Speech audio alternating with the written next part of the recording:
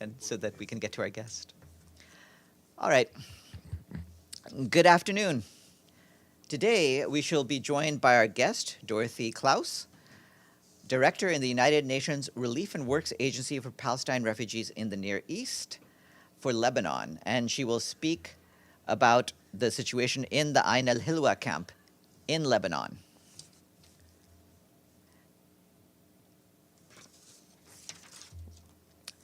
We are aware of recent reports that President Mohamed Bazoum of Niger and his family are living without electricity, water, food, or medicine, and I can say the following.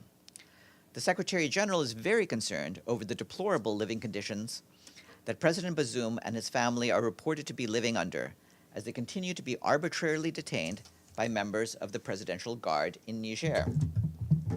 The Secretary-General reiterates his concern over the health and safety of the President and his family, and once again calls for his immediate, unconditional release and his reinstatement as head of state.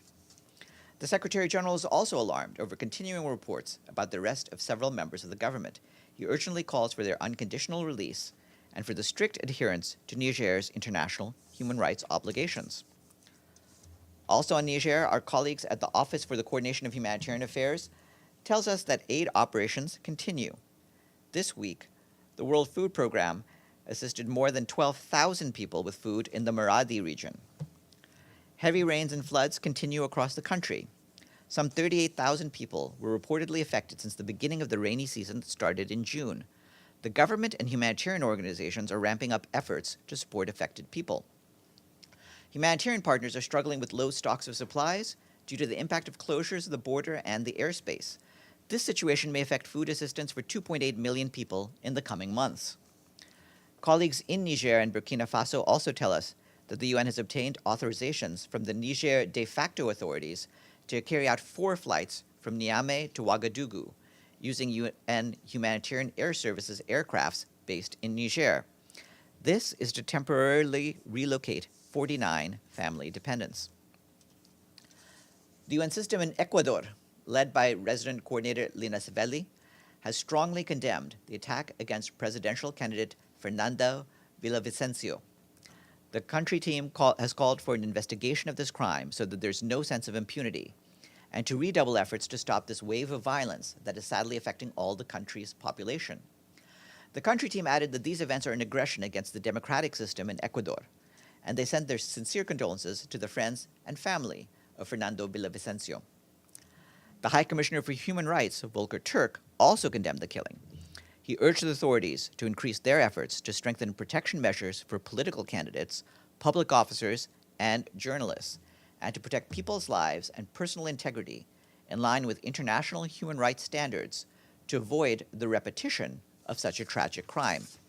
And we also expect a statement from the Secretary-General later today. We have an update from South Sudan today where the Deputy Special Representative of the Secretary-General, Wang Song, spoke on behalf of our peacekeeping mission at a meeting of the reconstituted Joint Monitoring and Evaluation Commission. In his remarks, he welcomed President Salva Kiir's recent directive for the immediate deployment of the graduated and necessary unified forces and for the next phase of training for new soldiers to take place. This is a key step towards the full implementation of the peace agreement. However, Mr. Song raised concerns over the lack of progress in achieving key electoral and constitutional benchmarks and warned that the conditions for South Sudan to hold elections are currently not in place. He added that political will, pragmatism, and leadership are more important than ever. This month, the World Health Organization will convene its first ever global summit to explore ways to scale up scientific advances and realize the potential of evidence-based knowledge in the use of traditional medicine for people's health and well-being around the world. WHO emphasizes that traditional medicine can play an important and catalytic role in achieving the goal of universal health coverage and meeting global health-related targets that were off track even before the disruption caused by the COVID-19 pandemic. Are there any questions for me before we go to our guest from UNRWA? Yes, Ibtisam.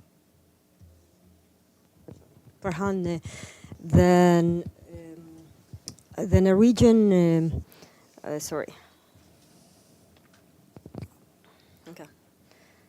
the Norwegian Refugee Council issued a statement today regarding the West Bank and the violence committed by settlers that led to displacement of 500 Palestinians in the last 20 months, at least 500.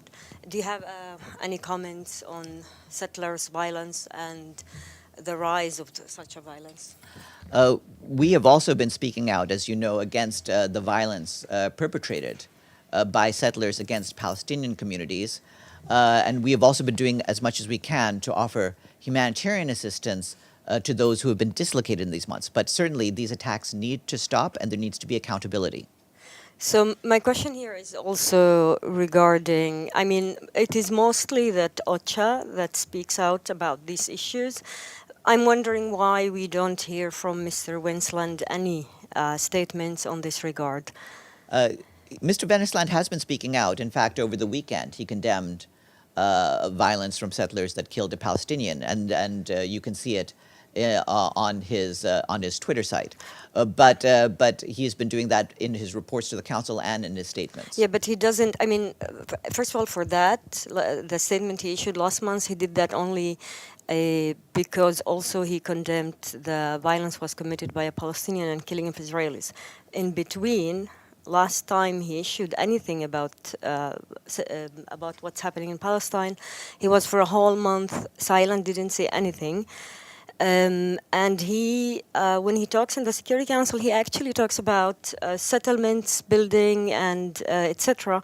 But he doesn't give really detailed reports about what's happening in settlements, in settlers' violence, given the fact that it's actually went up at least 40% according to UN reports. The question for me is, why don't we see him also on the ground? Because these communities, we see some other UN officials that has to do with humanitarian, but we don't see him as the head of the UN there. And this is a political issue. It's not only a humanitarian issue. Well, but it certainly it is clear that Mr. Vennesland has brought this up, as in the example I gave just now. And he has been doing these briefings. There have been, of course, other statements given by other officials. Lynn Hastings, in her position as the humanitarian coordinator, our Human Rights Office has been speaking out. And so all of us are unified in saying both that settlements are illegal under international law and in decrying the violence caused by the settlers. Yes, Edie. Thank you, Farhan. We know that the special representative for West Africa was in Nigeria for the ECOWAS meeting.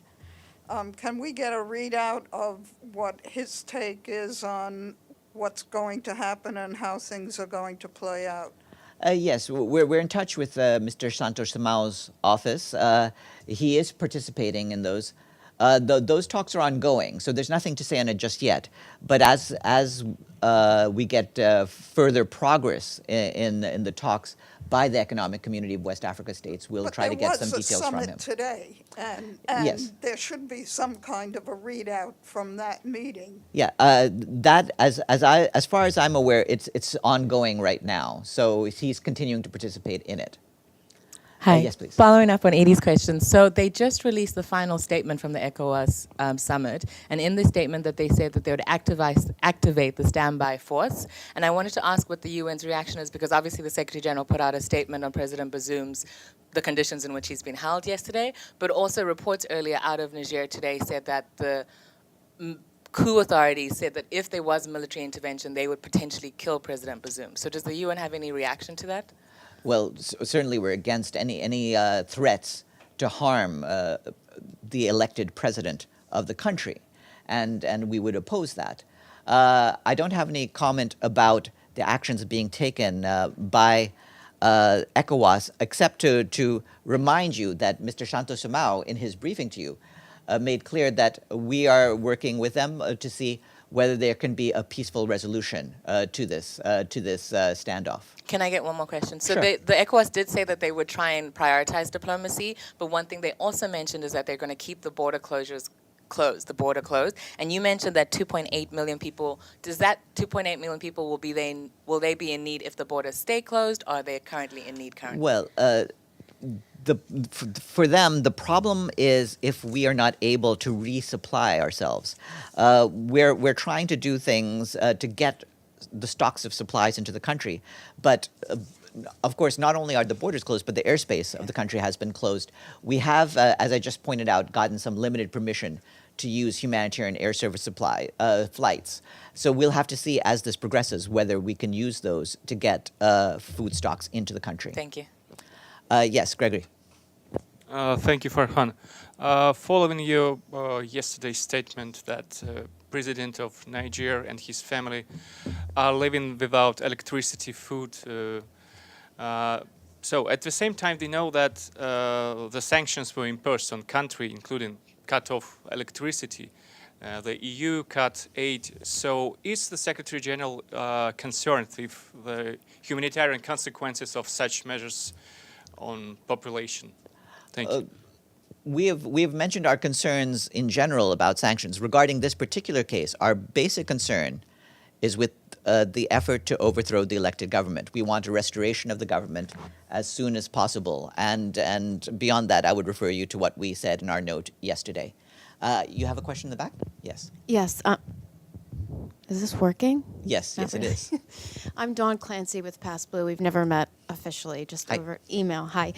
I have a couple of questions on Syria, if I can. Sure. In the Bab el-Hawa crossing. Mm-hmm. Yesterday, you had said that there was an understanding that had been reached between Martin Griffiths and the Syrian government on the crossing. And I was wondering if you could just expand a bit on what an understanding means. And then you also said that because this understanding has been established, the issues that the Syrian regime had brought up have obviously been resolved. But I'm just wondering what, in addition to resolving the issues that the Syrian government had, what else are they getting out of this deal? Well, you'd have to ask the Syrian government about what their stance is on the deal.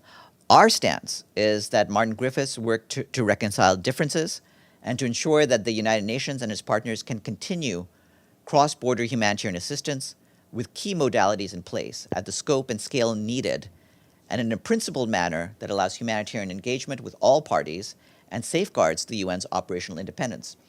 At this stage now, because of our understanding, we now have a basis for the UN and its partners to lawfully conduct cross-border humanitarian operations, and we're going to continue to use all the cross-border points for that. But what does understanding mean? Is that a formal, written, or is that just Martin Griffiths is taking the Syrian government's word? We've had discussions with the government of Syria, as well as with the other interested parties, including the government of Turkey, other Security Council members and regional states, other donors and humanitarian partners. So it's agreements reached with all of them in terms of the way forward to proceed. But just words?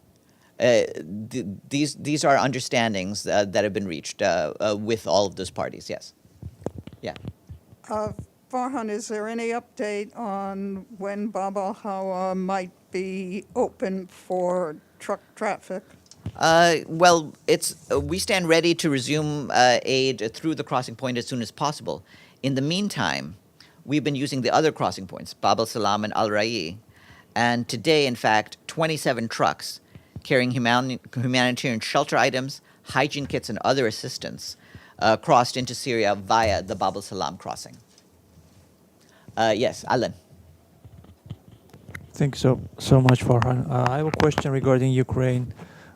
Today, Ukrainian authorities announced that they're opening three, I'm not sure if three, but they're opening the temporary corridors for the vessels civil vessels going to Odessa, Yuzhny, and Privedeny, and backwards. So do you have any comment regarding that, and who will ensure the safety of the vessels? Well, on this, we're aware of Ukraine's announcement. Safe navigation for merchant shipping was one of the benefits of the Black Sea Initiative, which we hope can resume. We didn't have any role in this particular announcement, but we do emphasize that the obligations of international humanitarian law on land and sea must be upheld. Ephraim. A quick follow-up, Farhan. So when do you expect the Bab al-Hawa operations to resume? Is there a particular date?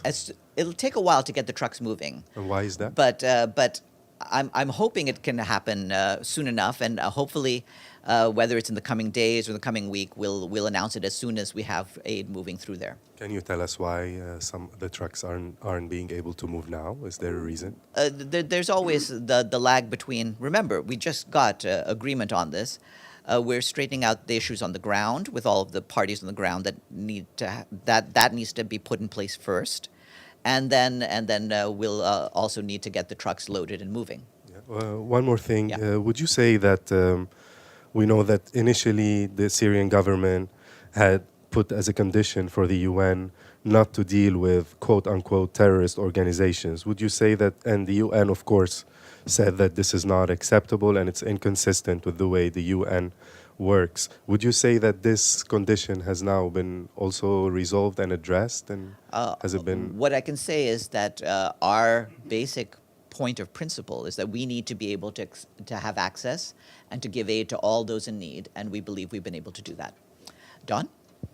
Thanks. And just to follow up on Syria, people on the receiving end of the aid are concerned that now that the Syrian government is more involved, has more control over how the aid flows, that it's possible that the aid could become weaponized, could become manipulated. Are there any guarantees in place with this understanding that was established that that won't happen, that the people who are receiving the aid, at least for the next 6 months, aren't going to have to, be wondering whether or not aid will show up when it's supposed to? We believe that the understandings we have in place allow us to do work in the same way that we do elsewhere in the world on the basis of need, and that other considerations do not impede our aid delivery efforts. Ibtisam. I want to follow up on Don's question and the understanding issue. Does that mean that you have a written commitment? Is this through emails? What does that mean? Some of this was through writing. We received a letter from the government of Syria about a week ago. No, actually, several weeks ago. I forget how old. A letter received from the government of Syria on the 13th of July, so That's almost the a month initial- ago. And then we responded also by letter. So some of this is in writing. Some of this is through discussions. Both things were part of the process. But the latest that's the letter you are referring to, the first one on the 13th of July. That was after the UN Security Council, the Russians vetoed the UN Security Council resolution. And then The we question also is- wrote a letter to them. And as then well, you got an responding. answer. So I guess the question here, when you talk about the understanding, is this the latest understanding? Is it also a written one or not? Like I said, this process included a combination of written understandings and oral ones. So we've had discussions, but we've also had written agreements. Okay, I have a last follow-on, also on the same subject. In the past, when you had the Security Council resolution, your convoys went through inspections before they entered different areas, the cross-border. Is this still the process? Did something change on the process of aid delivery now compared to when you had the Security Council resolution? In terms of our operational independence, that has been maintained. So we continue to make decisions in terms of how our operations are conducted. Yvonne? Thanks, Farhan. It'll be 2 years next week since the Taliban became the de facto authority in Afghanistan. Can you give me an update on how UN agencies are managing to operate on the ground currently? And secondly, will the Secretary-General be making any comments on the anniversary of the Taliban takeover? I don't think that there's anything new to say from the Secretary-General side on this. Obviously, we continue to have the same concerns that we mentioned 2 years ago at the start of this. And you've seen the issues that we have had to raise with the de facto authorities, and we will continue to raise those. regarding our operations, as you know, our ability to conduct our operations has been affected by the restrictions that our staff have undergone, and you've seen how we've had to adapt to that. And there's no change on that to tell you at this point. And with that, I'll get to our guest now. I Farhan? believe. Farhan, I just have one more on Syria. Can we do this later? Our guest is waiting. We'll get to Dorothy Klaus, who is the director in Lebanon for UNRWA, and she's going to speak to you about the situation